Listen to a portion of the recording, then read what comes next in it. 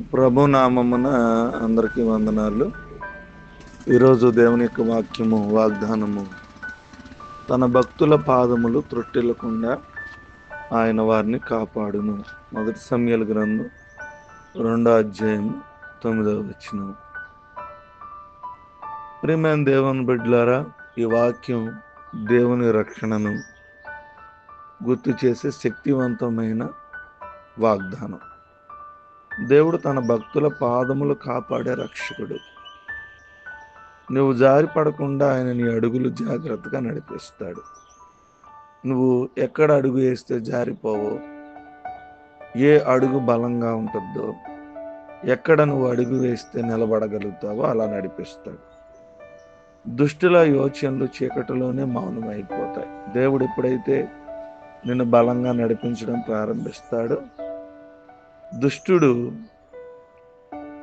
ఆలోచన అంతా మాయమవుతుంది. మన బలం కాదు, దేవుని కృపే నిజమైన విజయం. ఈ దేవుని బిడ్డలారా, నీవు దేవుని మీద ఆధారపడితే నీ అడుగులను నేను కాపాడుతాను, నీకు విరోధంగా నిలిచే వారి బలం పనికిరాదు అని ప్రభు చెబుతున్నాడు. తన భక్తుల పాదములు త్రొట్టిల్లకుండా ఆయన వారిని కాపాడుతాను. కాబట్టి క్రీస్తుకి భక్తులుగా ఉండి మనము పాదాలను త్రొట్టిల్లకుండా ఆయన చేత కాపాడబడి దీవించబడదు. కొద్ది మాటలు దేవుడు మనం వినగలి దీవించుగాక. తల్ల వంచుకుందాం, కళ్ళు మూసుకుందాం. ప్రేమ నమ్మకం కలిగిన మా తండ్రి, మీ నామానికి వందనాలు. రాత్రంతా కాచారు, మరొక శ్రేష్టమైన దినాన్ని ఇచ్చారు. వేకుని లేచి మిమ్మల్ని ఆరాధించే ధన్యత, మిమ్మల్ని మహింపరిచే ధన్యత మాకు ఇచ్చినందుకు మీ స్తోత్రాలు తెలియజేస్తాం.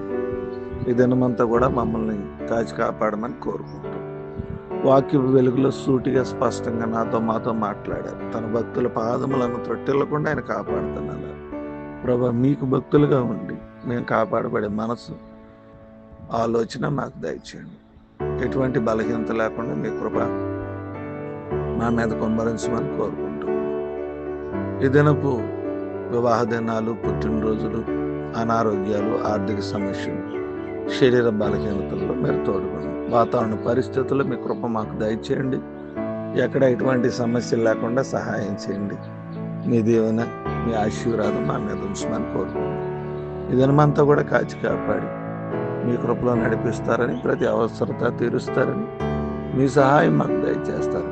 ఈ ప్రార్థన యేసు పరిశుద్ధ నామమున అడుగుచున్నాము తండ్రి. ఆమేన్.